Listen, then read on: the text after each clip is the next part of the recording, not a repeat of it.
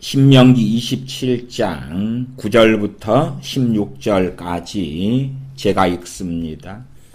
모세가 레위 제사장들로 더불어 온 이스라엘에게 고하여 가로되 이스라엘아 잠잠히 들으라. 오늘날 너가 너 하나님 여호와의 백성이 되었으니 그런즉 너 하나님 여호와의 말씀을 복종하여 내가 오늘날 네게 명하는 그 명령과 규례를 행할지니라. 모세가 당일에 백성에게 명하여 가로되 너희가 요단을 건넌 후에 시므온과 레위와 유다와 이사갈과 요셉과 베냐민은 백성을 축복하기 위하여 그리심산에 서고 루벤과 갓과 아셀과 스불론과 단과 납달리는 저주하기 위하여 에발산에 서고 레위 사람은 큰 소리로 이스라엘 모든 사람에게 말하여 이르기를 장색의 손으로 조각하였거나 부어 만든 우상은 여호와께 가증하니 그것을 만들어 은밀히 세우는 자는 저주를 받을 것이라 할 것이요 모든 백성은 응답하여 아멘 할지니라. 그 부모를 경홀히 여기는 자는 저주를 받을 것이라 할 것이요 모든 백성은 아멘 할지니라. 아멘. 고난의 이유 6번째 시간으로 국가와 민족의 죄로 인한 고난을 이번 시간에 말씀을 드리겠습니다. 국가와 민족의 죄. 기본적으로 신명기 27장과 28장을 통해서 이스라엘 민족의 죄로 인한 저주, 재앙, 그 다음에 이것들이 이제 우리가 참조해서 우리 민족이나 다른 나라들, 다른 민족에까지 그것을 얼마간 힌트를 삼아서 살펴볼 그러한 지혜와 지각을 얻을 수 있기도 할 것입니다. 고난이 무엇 때문에 왔느냐 하는 것을 분별하는 것은 아주 어렵습니다. 실상은 자기 자신에게 어떤 고난이 왔을 때에 이것이 왜 왔느냐, 왜 이런 일이 생겼는가 하는 것도 구별이 어려운데 다른 사람들에게 고난이 왔을 때 그것을 우리가 분별한다는 것은 거의 일반적으로 90% 이상은 판단죄로 들어가는 것이 되고야 말 것이다. 그렇게도 말씀을 드립니다. 욥 같은 하나님의 사람은 전능하신 아버지께 칭찬받는 그러한 놀라운 의인이었습니다. 그러나 욥이 당한 그 끔찍한 고난에 대하여 우리는 욥기를 통하여 알고 있습니다. 물론 욥에게 고난을 준 이는 원수 마귀고 하나님께서는 원수 마귀의 요청에 놀랍게 허락하시는 것도 우리가 욥기에서 확인하게 됩니다. 또한 노아 시대 때에 대홍수를 통하여 노아와 그의 7 식구 총 8명을 제외하고는 인류를 멸망시키셨는데 실상은 노아에게 있어서는 그것이 말로 다할 수 없는 고난이었다는 것은 얼마간 생각만 해보셔도 알 수가 있습니다.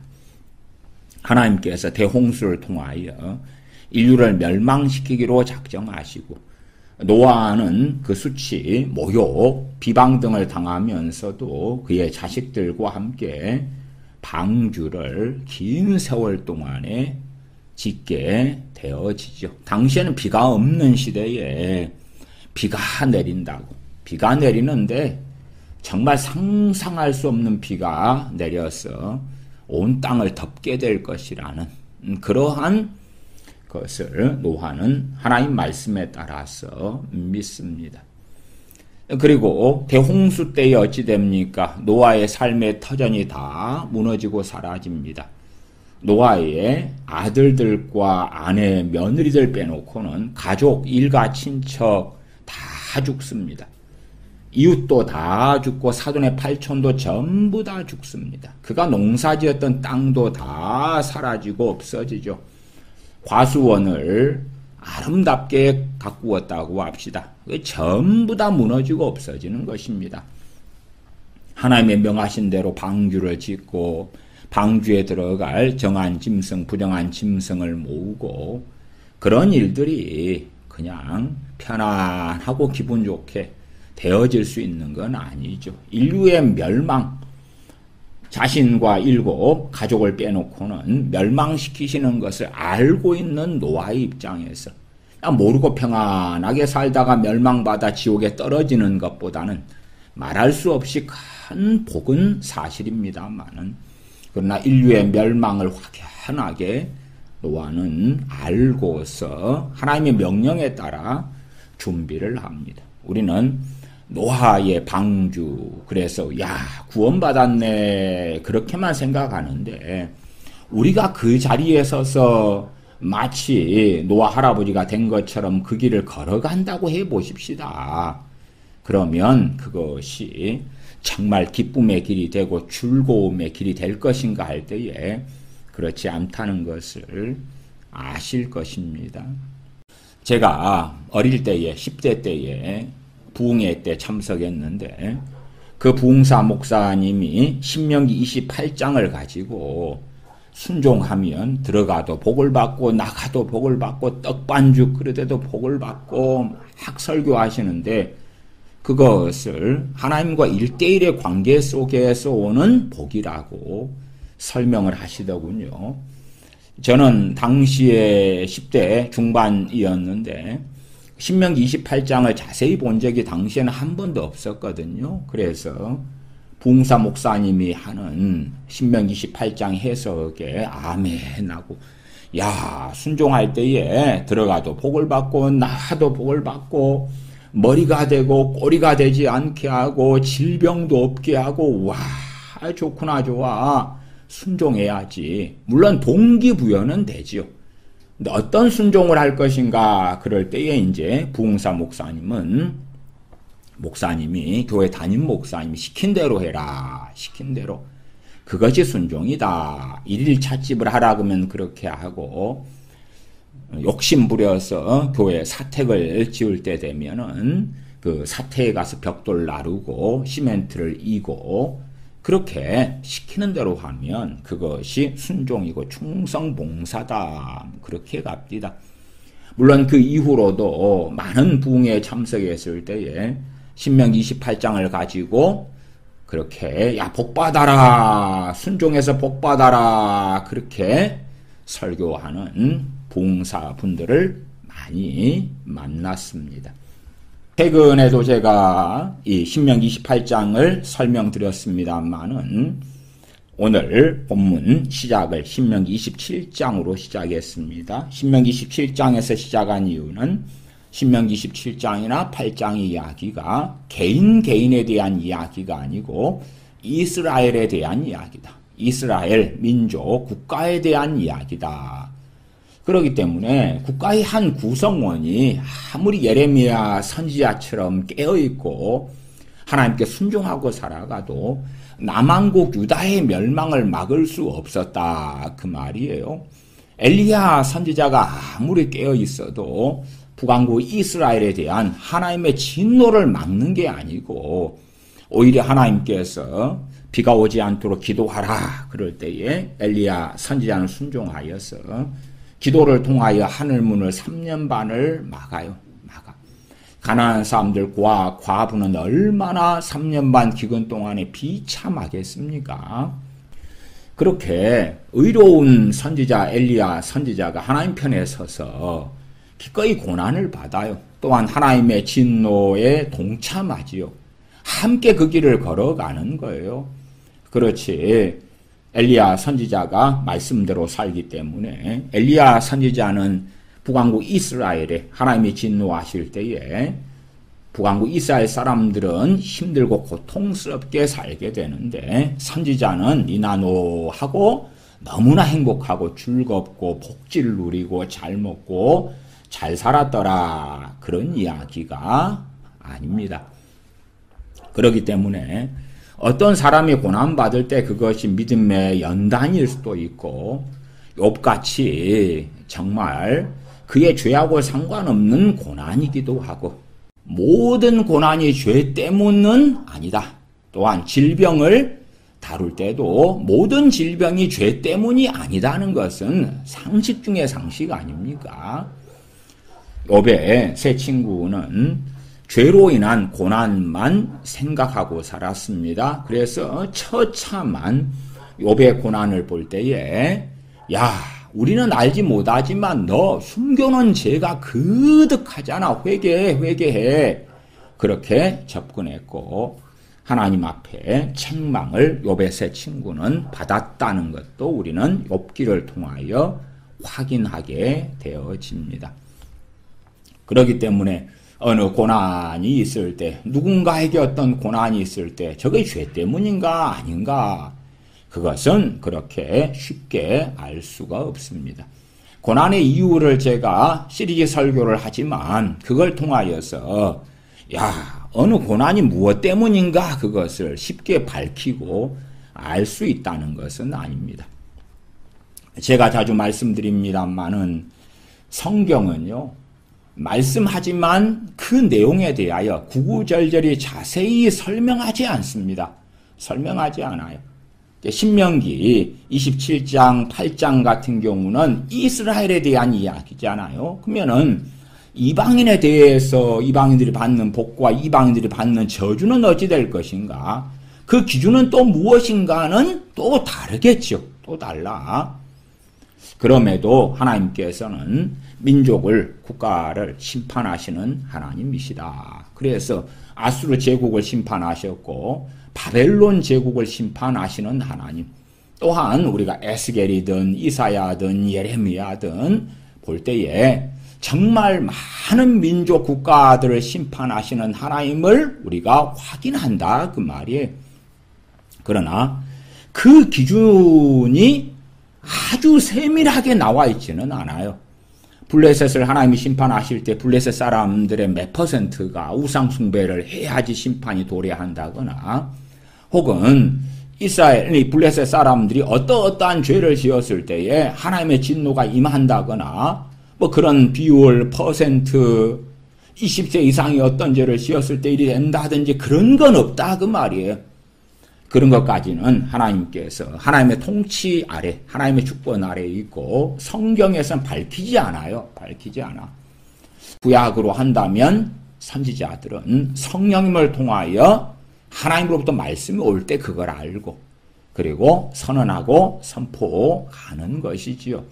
그러지 일반적인 우리들은 그걸 알 수가 없어요. 야, 저 중동 어느 나라에 하나님의 진노와 심판이 언제 임한다더라. 물론 정말 성령의 역사하심으로 그것을 얼마간 감지할 수 있는 사람이 있을 수도 있다. 그러나 그에 대한 기준은 뭔가 그럴 때에 그런 것에 대하여 구체적으로 성경은 언급하지 않는다. 그러나 최소한 이스라엘 백성에게 하나님의 기준이 설명되어져 있고 그 하나님의 기준도 그냥 구체적으로 들어가진 않아요. 말하자면 어리석은 사람들은 야, 소돔에 의인 10명만 있었어도 소돔을 멸망시키지 않으셨을 텐데 자, 그 전제로 해서 대한민국에 의인 10명만 있다 해도 하나님의 진노는 대한민국을 비껴갈 거야. 그러면 전 세계가 이 적그리스도가 통치하는 단일 국가가 돼버리면 그리고 전 세계가 하나의 단일 국가가 요한계시록 어느 때에 이루어지는 것처럼 그리 되면 의인 10명만 있으면 되겠네. 인구 81억 명이 넘는 이 현재의 상황 속에서 전 세계가 하나가 돼버리면 의인 10명만 미국에 의인 10명만 아니 의인 10명이 미국에 없겠어요? 있겠지. 영국에 의인 10명이 없겠어요? 있겠지. 대한민국에 의인 10명이 없겠어요? 차고 넘쳐. 이 소돔에 대한 또 고모라에 대한 고고학적 발굴과 소돔의 인구, 고모라의 인구 이런 자료들을 좀 깊이 있게 보면 소돔의 인구가 기껏 몇천 명밖에 안 된다는 걸 확인하게 되어져요. 그러나 이제 자세하게 전문가라는 사람들이 보지도 않으면서 소돔의 인구를 몇만 명이다, 몇십만 명이다 하는 정말 기괴한 소리를 하는 그러한 자들도 자료를 보면 많아요. 그러나 정확하게 지금은 소돔의 위치가 밝혀져 있기 때문에 거기에 유황 덩어리가 있고 그 다음에 소돔의 땅이 어떻게 되고 그 사해바다 옆에 있으니까 팔레스틴 땅만 해도 그렇게 크지 않잖아요. 그냥 우리나라로 따질 때에 기껏해야 전라도 뭐 그런 정도의 크기일 뿐인데 그 사해 옆에 있는 작은 도시국가가 얼마나 클 수 있겠냐 그 말이에요. 그 위치가 나와 있고 거기에 한 집 크기가 나와 있고 거기에 몇 명이 살았을 것이다. 그 다음에 그 소돔에 있는 사람들이 죽을 때 묻히는 그 묘지, 공동묘지 그런 것도 확인하면서 규모가 그대로 추정되어져요. 그럴 때에 뭐 몇천 명 되지 않아요.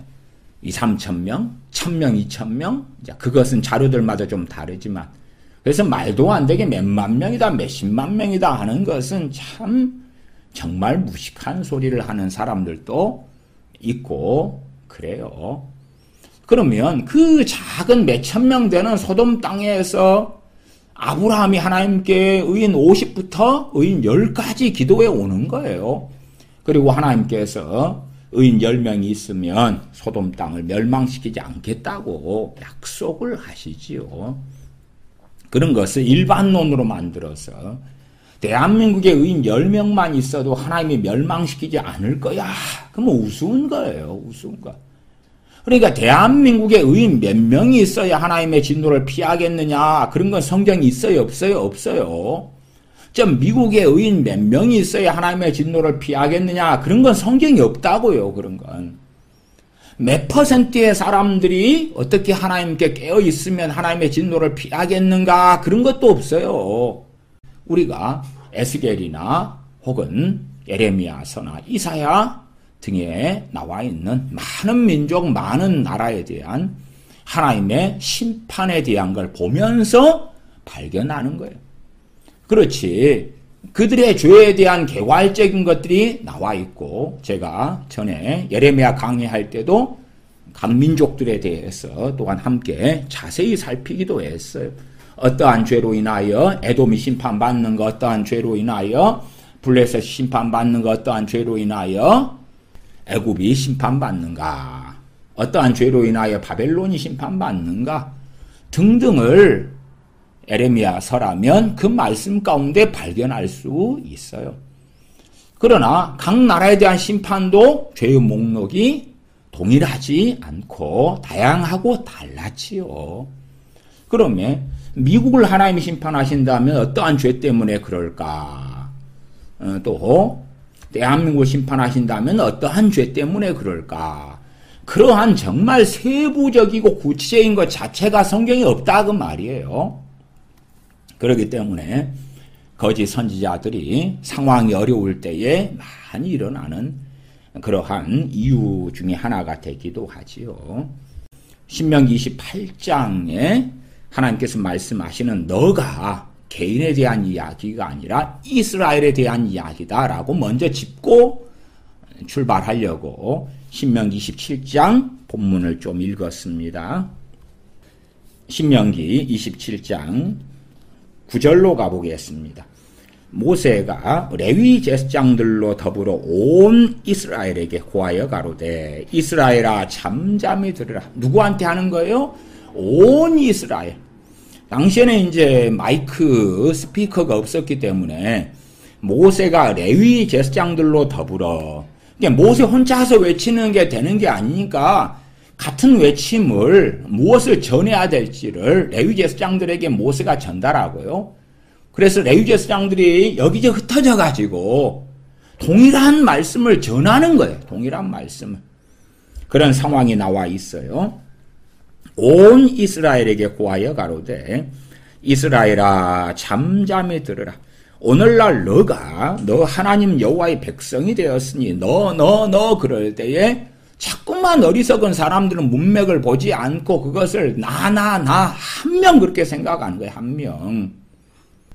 참으로 남왕 유다나 북왕 이스라엘이나 의인들이 있었어도 전혀 없었던 게 아님에도 불구하고 하나님의 진노와 심판이 때에 이르렀다. 심지어는 그들에게 회개하고 하나님의 진노를 피하라고 하나님께로 돌아오라고 또한 임박한 하나님의 진노를 선포했던 선지자들을 돌로 쳐서 오히려 죽였다. 오히려. 그래서 인간사에서는 하나님의 종들인 선지자들이 하나님의 말씀을 증거하다가 인간사에서는 가장 큰 비극을 먼저 당한 거예요. 먼저 당해. 그러나 하나님 앞에서는 욕됨이 아니라 영광을 거두게 되었다는 건 알지요. 그러나 세상사 속에서는 하나님의 사람들이 오랜 세월 동안 도망자가 됐고 핍박받는 자가 됐고 소수가 되었고 약자가 되어서 살아왔더라 그 말이에요. 하나님을 경외했고 섬겼던 사람들이 강자가 되고 권력자가 되고 거부가 되고 그렇게 된 게 아니다 그 말이에요. 그렇게 된 게 아니에요. 소수가 되었고 약자가 되었고 도망자가 되었고 핍박받는 자의 위치에 서 있었다는 것이 신약이든 구약이든 마찬가지예요. 그러니까 아합의 아내 이세벨이 엘리야 선지자를 죽여버리겠다고 하니까 엘리야 선지자가 도망가서 로뎀나무 아래에 앉아서 죽기를 구하지 않습니까? 그 놀라운 위대한 하늘의 불이 떨어지게, 하늘에서 불이 떨어지게 기도하는 엘리야 선지자에 대하여 이세벨 왕후가 벌벌 떨어버려야 될 거 아니에요. 그래서 엎드려가지고 선지자님 죄송해요. 그래야 되는데 오히려 이세벨이 선지자를 죽여버리겠다고 하니까 엘리야 선지자가 도망하지 않습니까? 그것이 세상사예요. 그게 세상사. 계속 읽어갑니다. 27장 10절. 그런즉 너 하나님 여호와의 말씀을 복종하여 내가 오늘날 네게 명하는 그 명령과 규례를 행할지니라. 그 너는 이스라엘이다. 개인에게 주어진 말씀이 아니다. 이스라엘 전체에 주어진 말씀이에요. 하나님께서 그래서 이스라엘을 언제 심판하실지 아니면 하나님께서 이스라엘을 언제 복을 주실지 그건 몰라요. 전반적인 가장 기본적인 말씀만 나와 있어요. 그냥 나와 있어. 그러지 이스라엘 백성이 아무리 하나님 뜻대로 산다 해서 100%가 그럴 리는 없잖아요. 그러면 그러한 자세한 구체적인 것 자체는 없어요. 없어. 개괄적인 것만 있어요. 그럴진데 우리의 구체적인 삶까지 적용시킨다는 것은 정말 어려운 거예요. 더군다나 이건 이스라엘에게 주신 약속인데 우리는 그리심산과 에발산에 서지도 않고 그 다음에 이 성경에 하나님 말씀하신 그러한 언약 백성이 아니에요.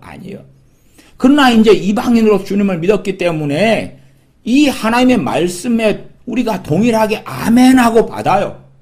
그럼에도 불구하고 우리에게 이 말씀을 가져와서 해석하고 적용하고 말씀대로 살려고 해볼 때에 그 해석하는 것부터가 절대 쉬운 게 아니다. 해석이 어려운데 적용은 얼마나 어렵겠어요.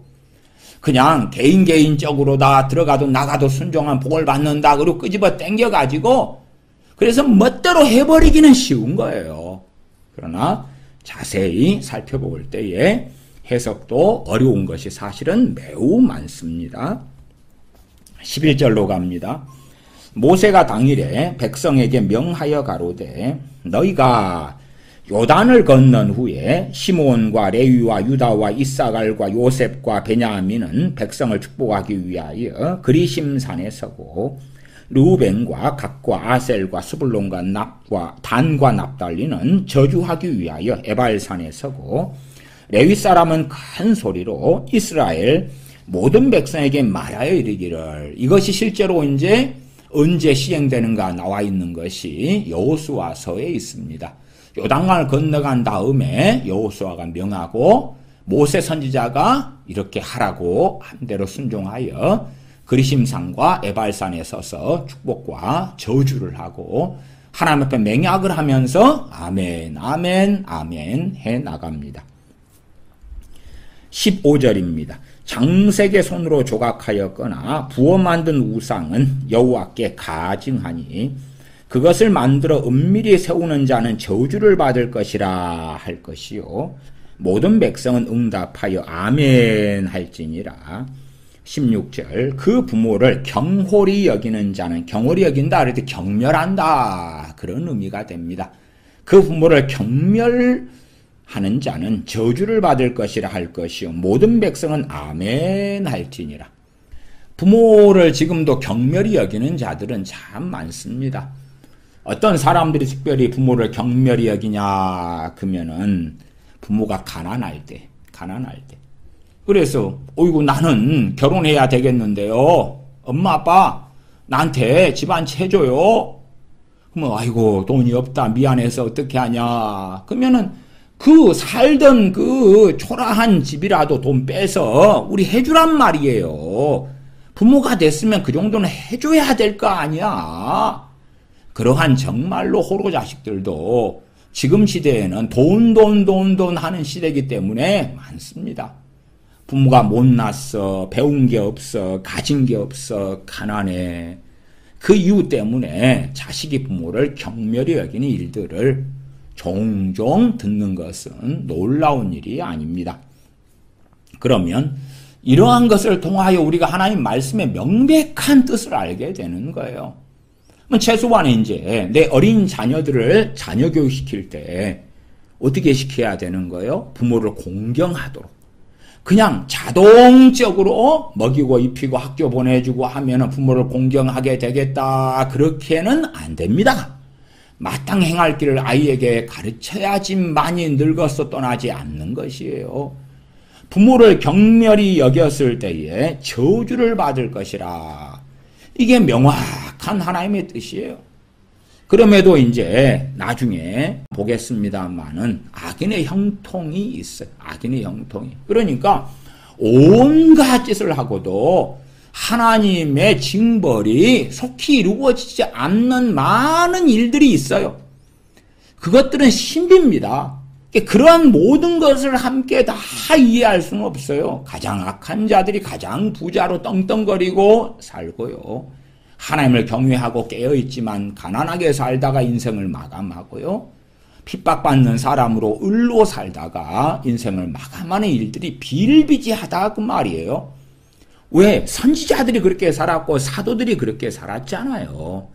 그것처럼 이 세상 임금이 사단 마귀예요.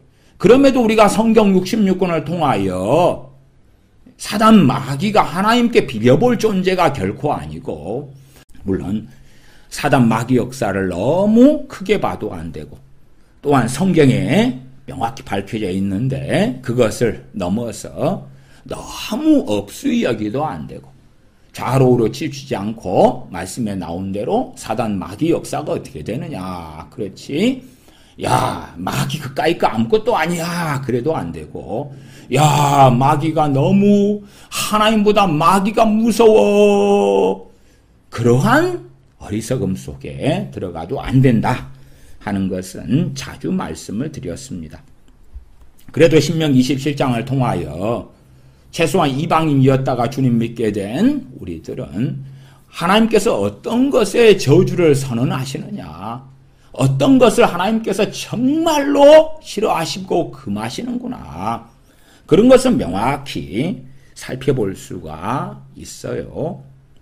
3대 4대까지 하나님께서 하나님을 미워하는 자의 죄를 갚는다 그럴 때 어떻게 그렇게 되어질지, 그것이 어떻게 나타날지 정확하게 우리는 잘 알지 못해요. 그럼에도 27장 15절처럼 부어 만든 우상은 여호와께 가증하니 그것을 만들어 은밀히 세우는 자는 저주를 받을 것이라. 그 저주가 어떻게 나타날까 잘 알지 못해요. 우리가 노아의 세 아들들 가운데 함이 저질렀던 어리석음을 알지요. 그리고 누가 저주를 받습니까? 창세기 9장에 나오는 사건인데 함이 아버지가 술 마시고 포도주 마시고 벌거벗고 있는 것을 보고 실상은 조롱했지요. 그때에 아브라함의 큰아들과 셋째 아들인 셈과 야벳은 옷을 취하여 뒷걸음질로 아버지께 들어가서 아버지의 드러난 하체를 덮어주었어요. 노아가 술이 깨어서 그래서 둘째 아들인 함이 자기에게 한 짓을 보고 그리고 함한테 하는 이야기가 아니라 함의 아들인 가나안에 대하여 저주를 선언합니다. 그것이 창세기 9장 25절에 있는데 이에 가로되 가나안은 저주를 받아 그 형제의 종들의 종이 되기를 원하노라 그럽니다. 그 다음에 셈에 대해서는 축복을 합니다. 함이 잘못했는데 노아는 가나안을 저주합니다. 개괄적으로만 그래서 조금 우리는 이해할 수 있어요. 신명기 27장 16절 그 부모를 경멸히 여기는 자는 저주를 받을 것이라 할 것이요 모든 백성은 아멘 할지니라. 그러면서 이제 많은 저주 그리고 아멘 하는 내용이 있고 신명기 28장으로 넘어가겠습니다. 신명기 28장 1절로 갑니다. 너 하나님 여호와의 말씀을 삼가 듣고 내가 오늘날 네게 명하는 그 모든 명령을 지켜 행하면 내 하나님 여호와께서 너를 세계 모든 민족 위에 뛰어나게 하실 것이라. 거기에 너가 누구라고요? 이스라엘이라고. 이스라엘. 세계 모든 민족 위에 뛰어나게 하신다고. 세계 모든 민족에 이스라엘 민족이 너가 이스라엘이니까. 그러니까 너는 이스라엘을 이야기하는 이스라엘 민족을 이야기하는 거예요. 그리고 자꾸만 개인으로 끌고 가면은 안 되는 거예요. 개인으로 끌고 가면 야 누가 가난해? 그러니까 불순종했는 모양이다. 누가 잘 됐어? 야 순종했던 모양이다. 그러한 어리석은 판단 정죄가 대한민국 교회에 오랜 세월 동안 이어져 왔어요.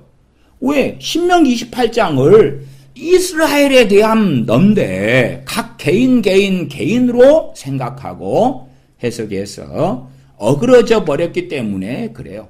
제가 최근에도 크리스천의 재정 강론에서 이 부분을 설명드렸습니다만은 다시금 반복해서 이야기를 하게 됩니다. 신명기 28장 불순종하여 받는 저주에 대한 내용 얼마만 보십시다. 20절로 갑니다. 신명기 28장 20절부터입니다. 읽어갑니다. 너는 누구예요? 이스라엘.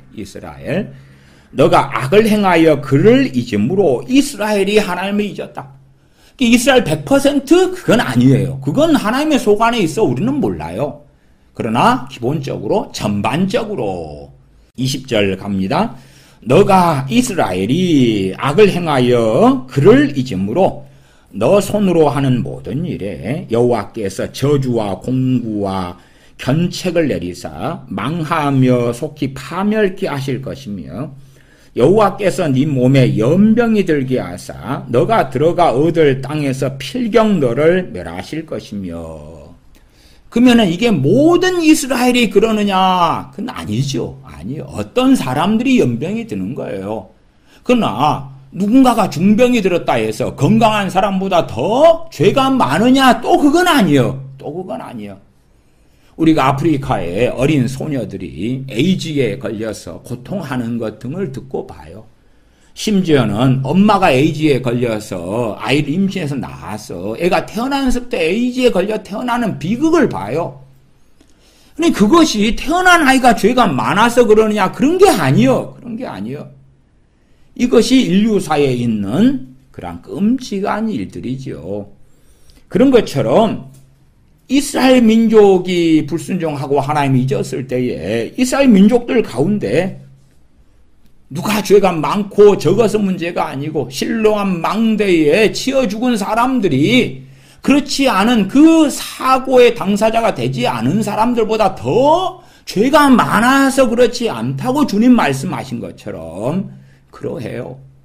그러니까 나라 전반적으로, 민족 전반적으로 하나님을 등졌을 때에 연병이 생기고, 또한 들어가 얻을 땅이 어디예요? 팔레스틴, 이스라엘 땅이지요. 거기에서 필경 너를 멸하실 것이며, 실제로 우리가 구약을 통하여서든 또한 신약의 주님 하신 말씀을 통하여서 역사적인 사실들 가운데 이루어진 것을 우리가 확인하고 봐요. 그렇지요?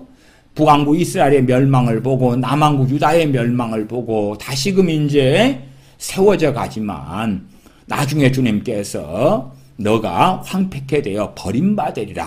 그리고 AD 70년에 그것이 이루어지죠. 그 다음에 정말 길고 긴 세월이 지나서 1948년이 되었어야 이스라엘이 다시금 국가로서 서게 되고, 지금 현재 이스라엘은 전쟁 중에 있는 걸 보잖아요.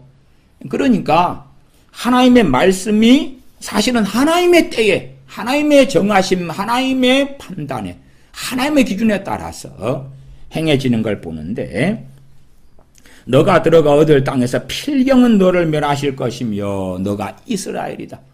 그러나 우리가 하나님께서 선지자들을 보내시면서 돌아오라 하고 회개하라 하고 참고 또 참는 그 긴 여정을 또한 알아요. 선지자들을 보냈는데 돌로 쳐 죽여버리고 또 보내시고 또 죽이고 또 보내시고 또 죽이고 또 핍박하고 쫓아내고, 그러한 하나님의 오래 참으심 가운데 결국은 칼과 기근과 연병을 통하여 하나님의 심판하시고 남은 자 그루터기만 남겨두시는 그러한 역사들, 그러한 일들도 구약 성경을 통하여 긴 이야기로서 우리가 발견하지요. 22절입니다.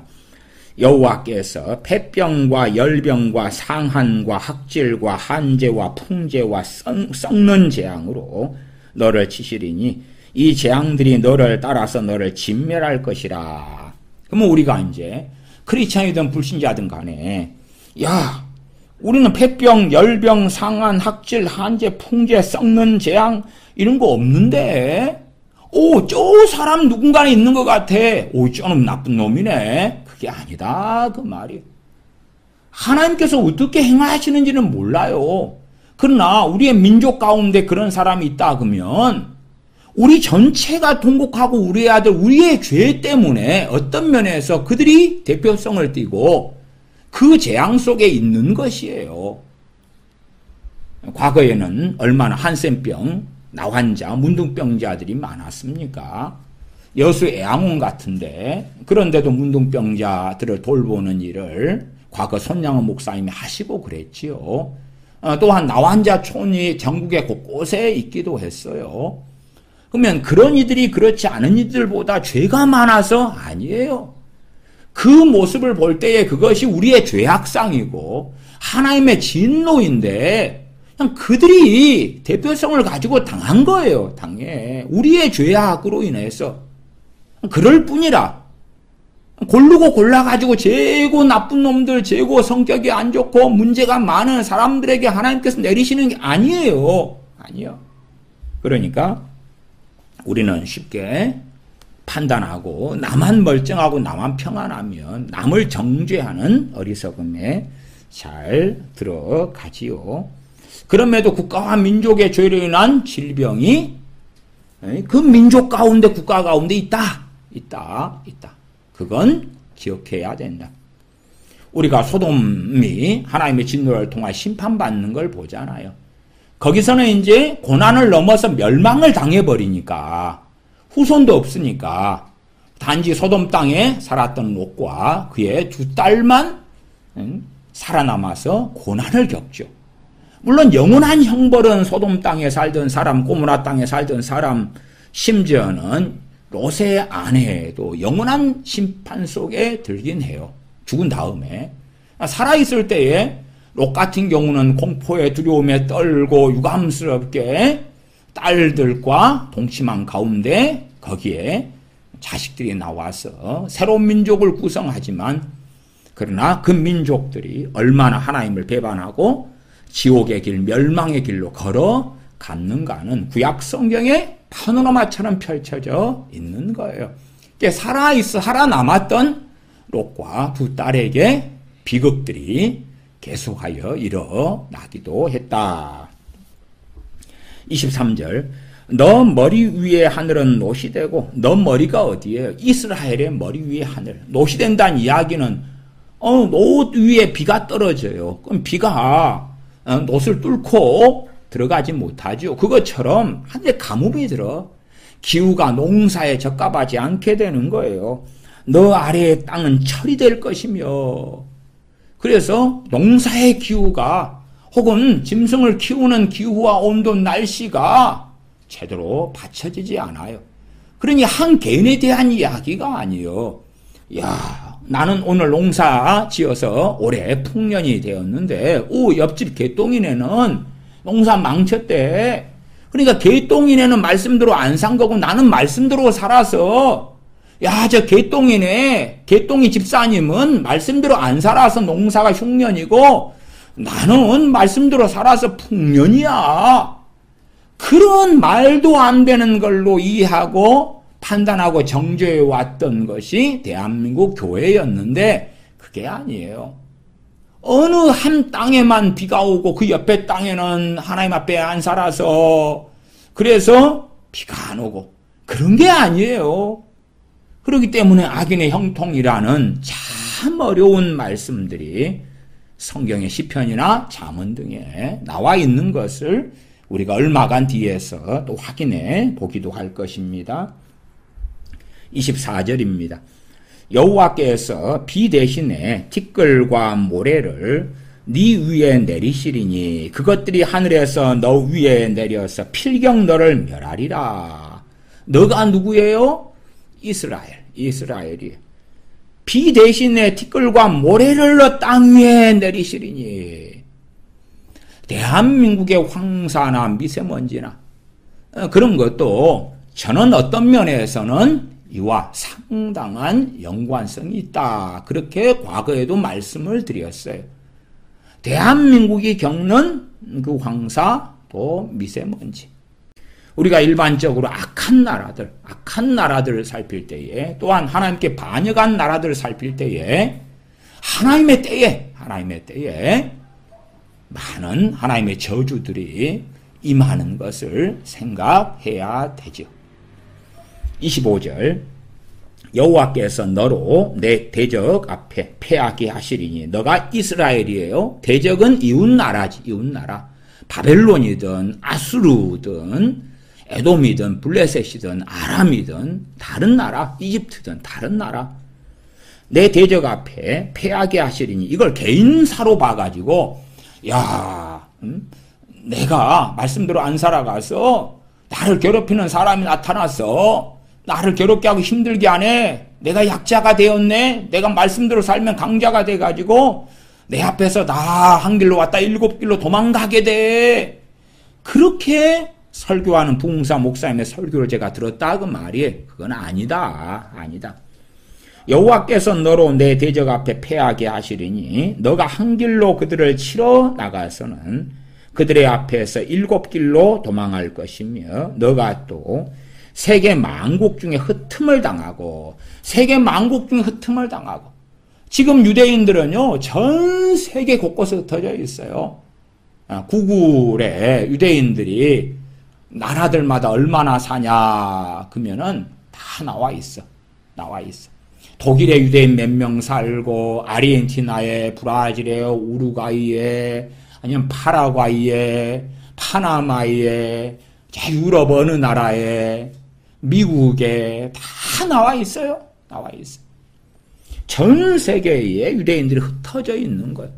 근데 제가 과거에도 유대인들이 전 세계에 몇 명씩 흩어져 있느냐 그걸 가지고도 제가 자료를 가지고 설교한 적도 있어요. 그러니까 보면 유대인들처럼 정말로 전 세계에 완전히 흩어져 있는 그러한 민족이 없어요. 상상도 못한 곳까지 유대인들이 흩어져 가지고 살고 있는 거예요. 26절 너 시체가 공중의 모든 새와 땅 짐승들의 밥이 될 것이나 그것들을 쫓아줄 자가 없을 것이며 여호와께서 애굽의 종기와 치질과 괴혈병과 개창으로 너를 치시리니 너가 치료함을 얻지 못할 것이며. 그러니까 우리가 의료가 아무리 발달해도요, 하나님의 진노가 어느 민족 국가의 질병으로 나타난다면 치료약이 없을 거다 그 말이에요. 심지어 치료약이 있어, 개발했어, 이제 우리가 이 질병의 해방이야 그러면 새 질병이 생기는 거예요. 새로운 질병이. 예기치 못했던 질병이 생기는 거예요. 요즘에 원숭이 두창이나 뭐 이런 것들 나오고 또 다른 새로운 질병에 대한 이야기들이 나와서 뭐 어떤 나라들에는 그 질병 때문에 난리와 난리 소문이 또한 일기도 하는 것을 보기도 하거든요.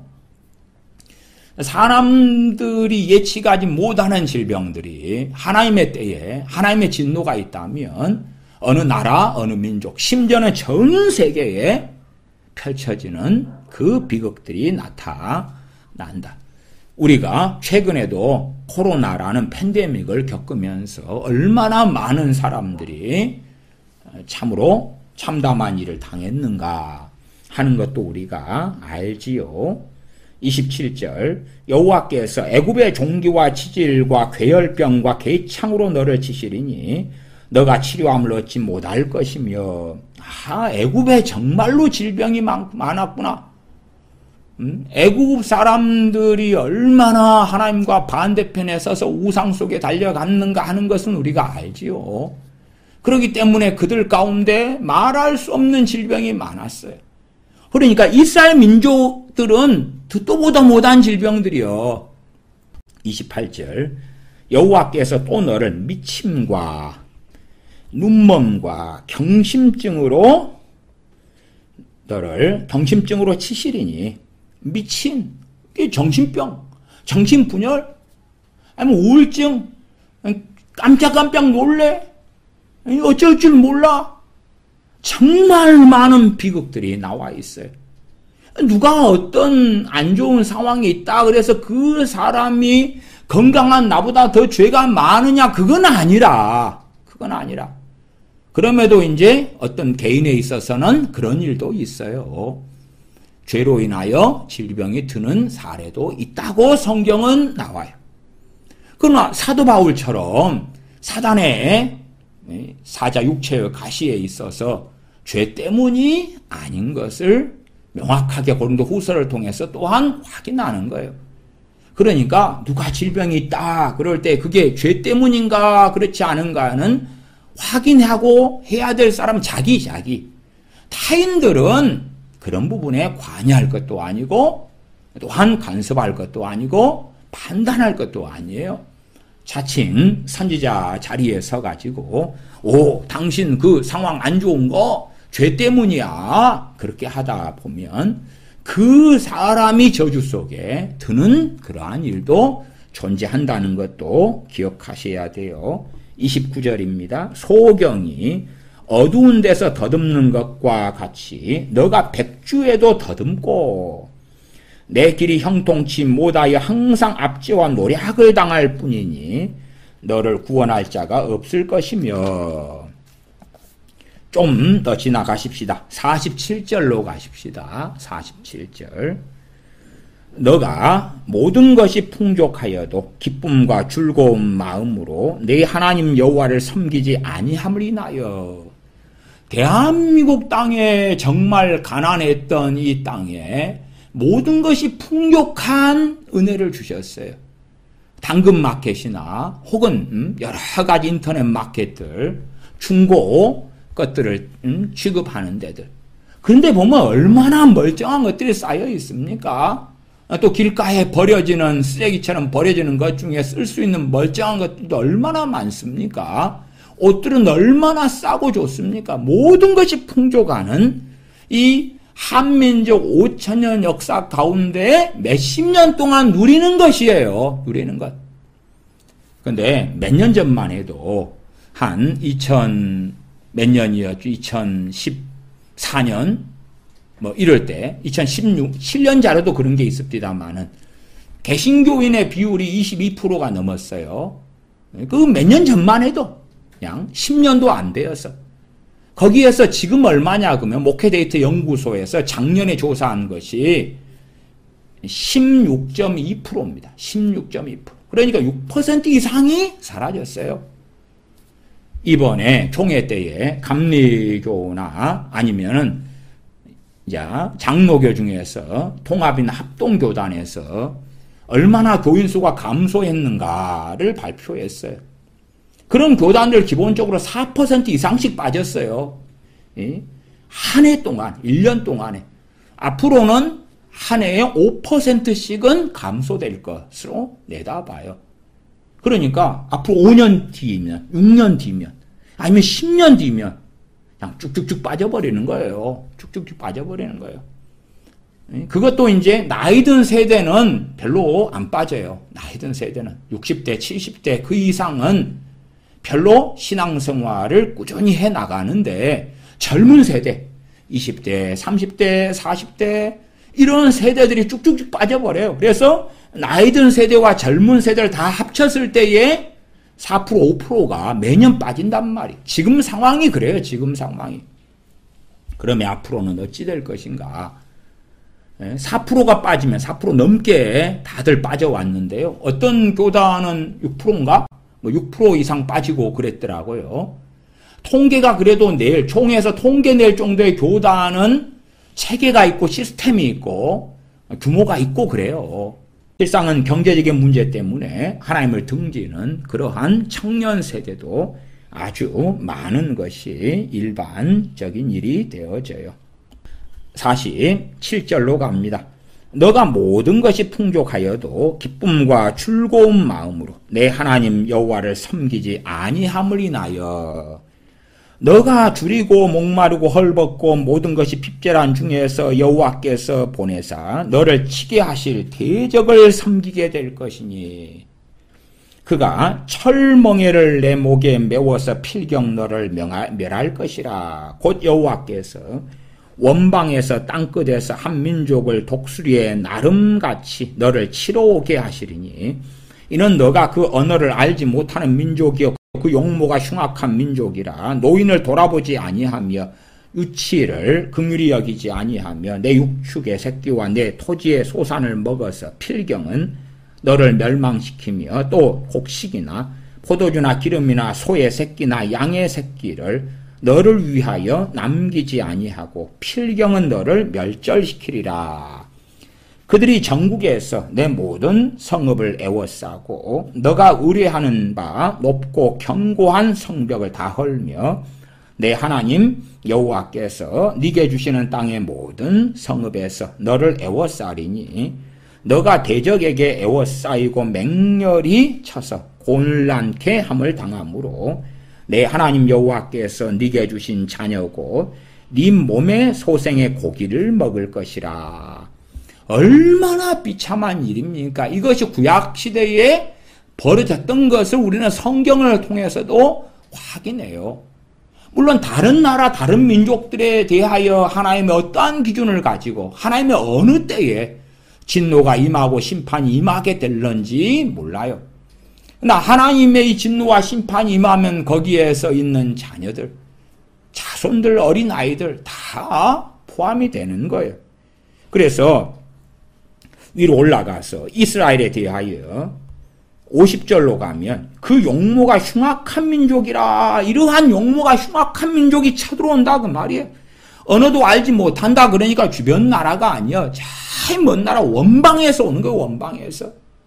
실제로 우리가 그 징기스칸 있죠. 몽골 제국을 세운 징기스칸이 얼마나 포악했는지, 얼마나 포악해서 유럽까지 가서 무수히 많은 사람들을 죽였는지, 말도 안 통하는데 말 타고 와가지고 그래서 얼마나 끔찍한 일들이 자행되었는지 역사를 좀 공부하면 야, 징기스칸 위대해가 아니라 정말로 끔찍한 그러한 황제였구나. 정말 야, 이 신명기 28장에 있는 것과 유사하구나. 물론 이것은 아수르 제국이나 바벨론 제국 등 그런 것들로 성취가 되고 이루어졌던 사건들에 대한 이야기가 되긴 합니다만은 얼마나 노인도 유치는 어린아이, 갓난아이 같은 걸 이야기합니다.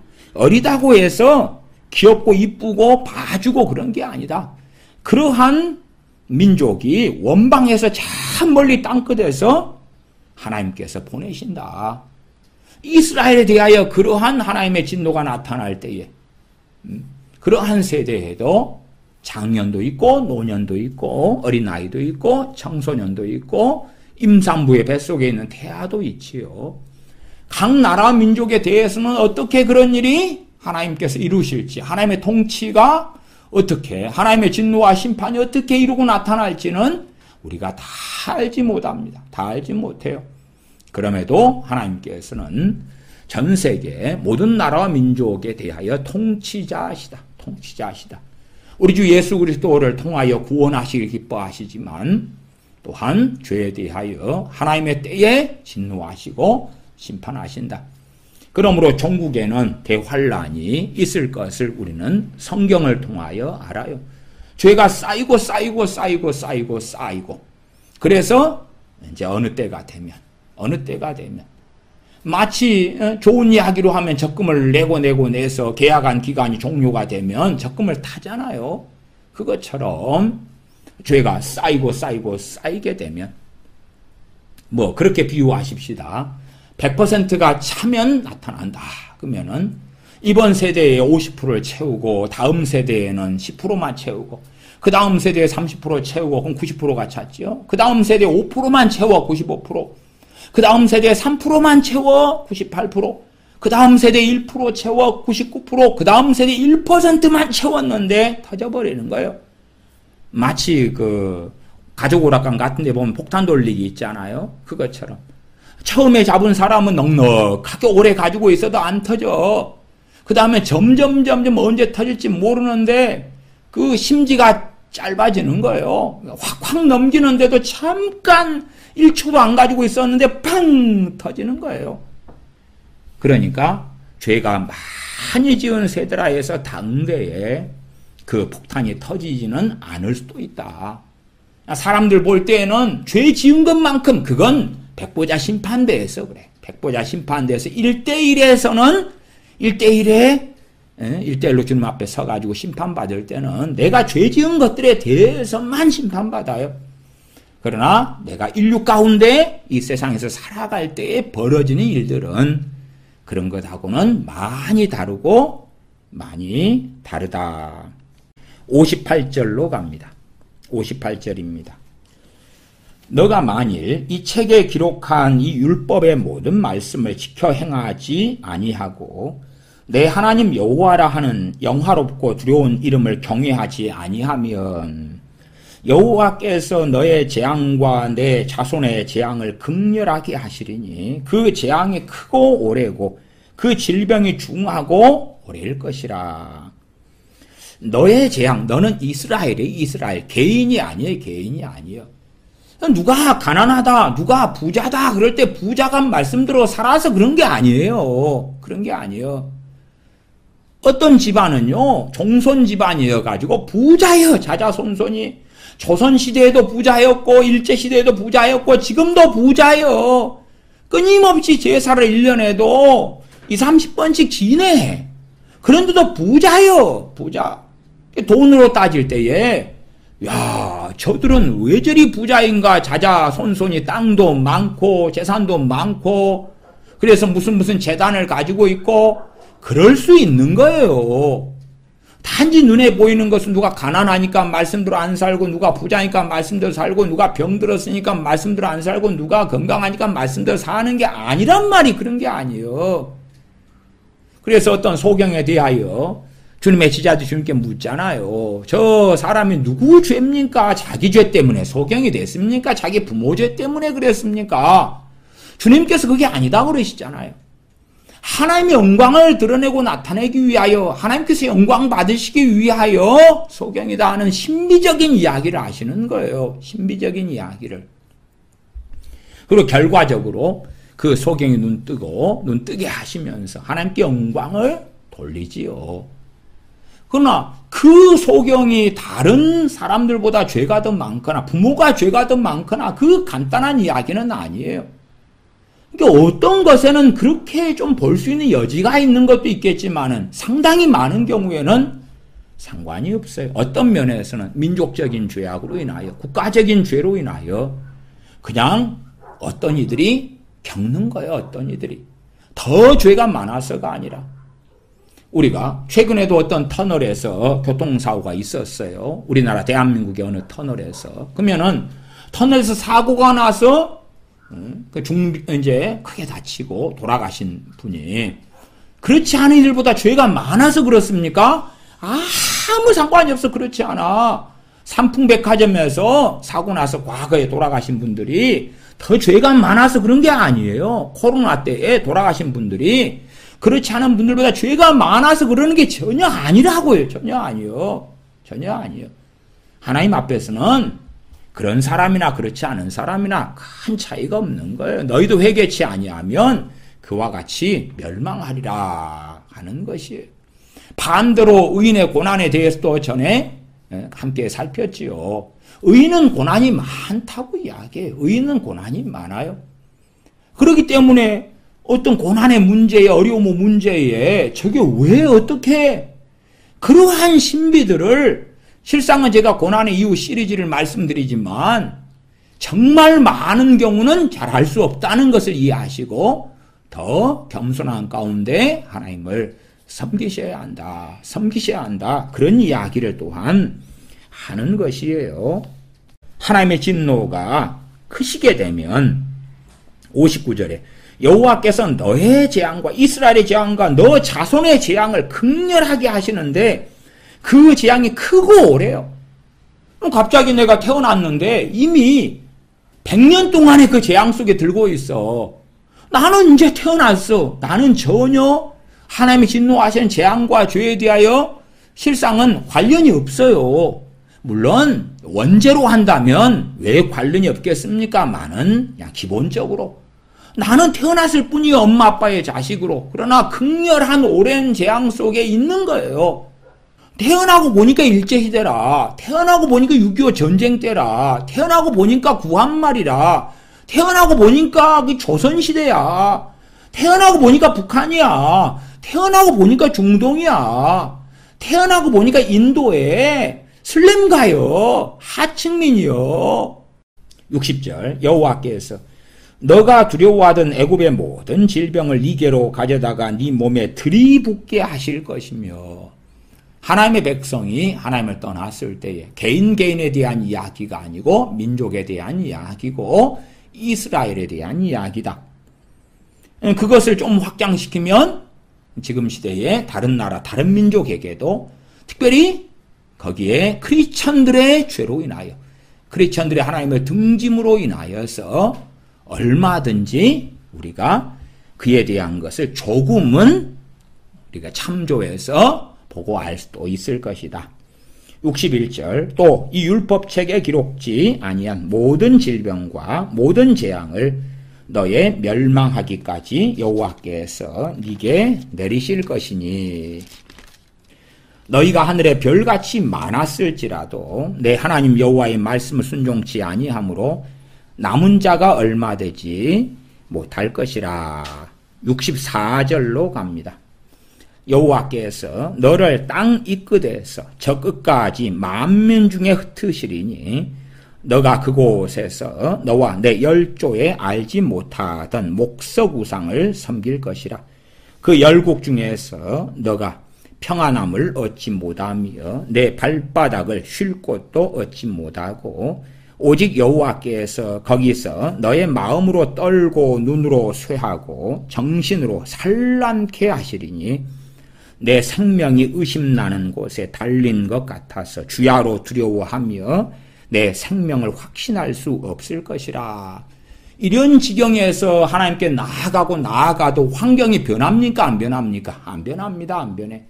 그러니까 하나님을 믿고 회개하고 돌아오는 것도 어려워요. 돌아온다 해도 이 저주 속에 있는 경우에는 환경이 안 변하는 거예요. 안 변해.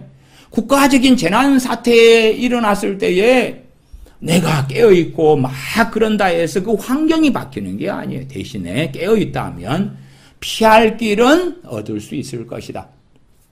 제가 앞에 노아 시대 때 일어났던 대홍수 이야기를 했잖아요. 그러면 노아 할아버지는 피할 길을 얻었죠.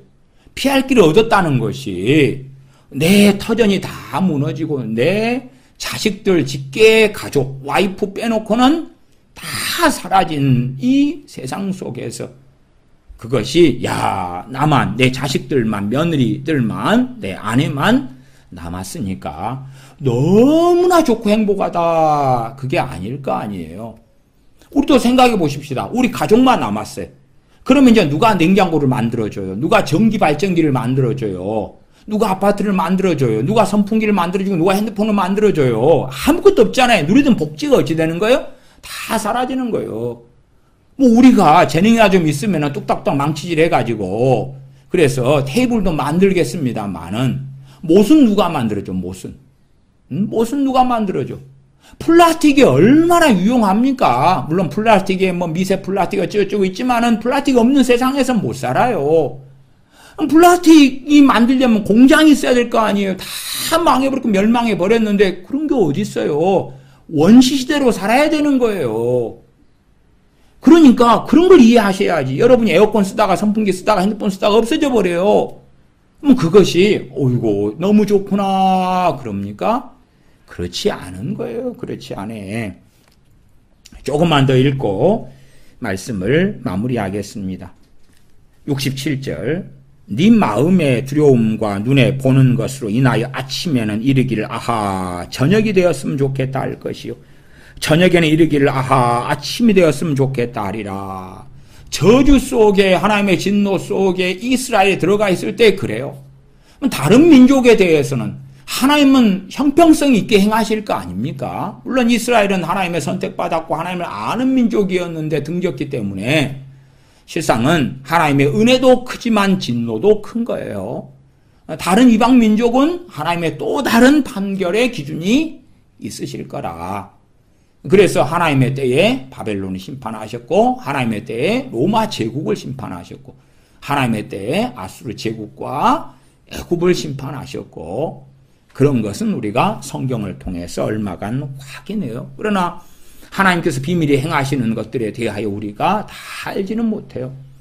그럼에도 이제 단지 개인 이전에 이게 민족적인 것이구나. 민족적인 것이구나. 이게 때로는 국가적인 것이구나.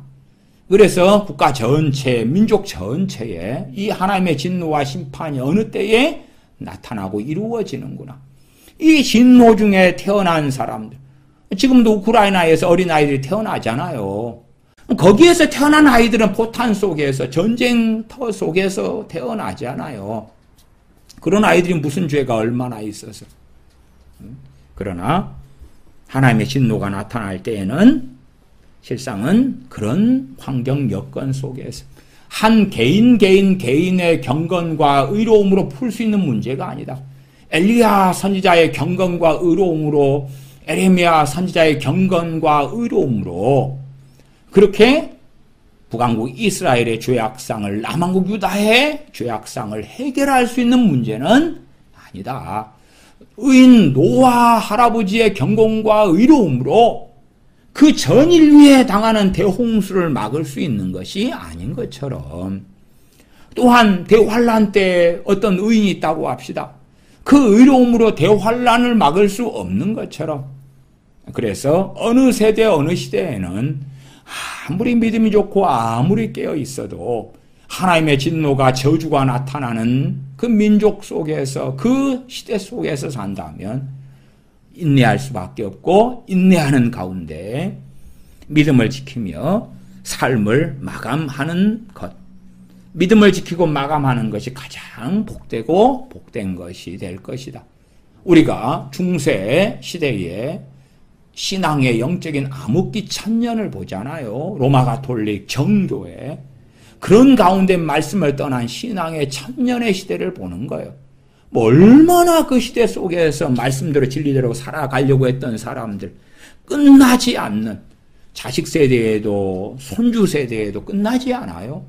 기껏해야 종교 개혁기가 된 다음에서야 이제 세력을 작게라도 이루고, 그리고 도망자가 되고 피난민들이 모이고 말씀대로 살기 위하여 뭐 해요?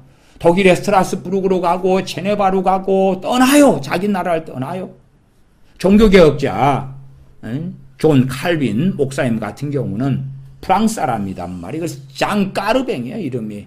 근데 영어 이름 존 칼빈, 저 스위스 제네바로 가서 이주민으로 거기에서 말씀을 전하고 목회를 하고 사역을 하고 그래요. 어느 때는 거기에서 쫓겨나요. 스트라스부르크로 가서 한 3년을 목회하다가 다시 돌아와 주세요 하니까 다시 돌아가요. 그러나 제네바의 시민권을 상당한 오랜 시간 동안 주지를 않아요. 그냥 이방인으로서 목회를 하는 거예요. 시의회가 통치를 하는데 이방인으로서 하는 거예요. 그러니까 성찬을 할 때도 시의회가 이래라 저래라 다 지배하고 통치하고 막 그래요. 거기에서 굉장한 고통을 받아요. 왜? 자기 나라 프랑스가 아니고, 프랑스는 로마 가톨릭이고 거기에서 심한 핍박을 받아요. 성경적으로 말씀만 좀 전해도 체포되는 거예요. 종교개혁기 때에 지금이야 그래도 중동, 뭐 아프리카, 이슬람, 또 중국, 북한, 인도 이런 어떤 나라들 그런 곳들 아닐 때에 그래도 상당히 신앙의 자유가 있는 곳들에서는 주님을 잘 섬길 수 있겠지만 그렇지 않은 곳에서는 어쩌겠느냐 그 말이 역사적으로 전체가 그랬던 시대들도 있었다는 것을 우리가 알아요. 그래서 인류의 죄로 인한 고난이 있고 민족의 죄로 인한 고난, 그 가운데 질병도 있고 여러 가지 많은 재난 상황도 있고, 한편으로는 지금 기후의 재난 속에 이 지구가 전체가 들어가 있잖아요. 그러면 이런 것은 대환란 전에 일어나는 그러한 하나의 이벤트나 전조나 아니면 바탕기초 그런 것에 속하지 않나 그렇게 저는 생각하기도 해요. 그래서 하늘이 어찌 돼요? 노 하늘이 되고 하늘에서 비가 내리지 않아. 가뭄이 들고 땅은 비를 흡수하지 않아.